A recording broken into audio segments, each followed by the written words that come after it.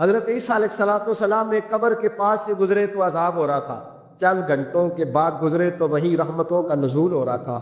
حضرت عیسیٰ عرض کرنے لگے مولا میری مجال نہیں میں پوچھوں، چند گھنٹے پہلے یہاں عذاب تھا، اب یہیں کرم ہو رہا ہے، اللہ جس نے کوئی نیک عمل کیا تو ہے نہیں، خبر میں تو عمل ختم ہو جاتا ہے، اتنا کرم کیسے؟ رب کریم نے فرمایا موسیٰ بندہ بڑا گناہگار تھا، پاپی تھا، سزا کا حقدار تھا، اور جب انتقال اس کا ہوا تو بیوی اس سے پہلے حاملہ کی، اس کے انتقال کے 2-4 مہینے بعد بچہ پیدا ہوا، اس بیوی نے بچہ پالا،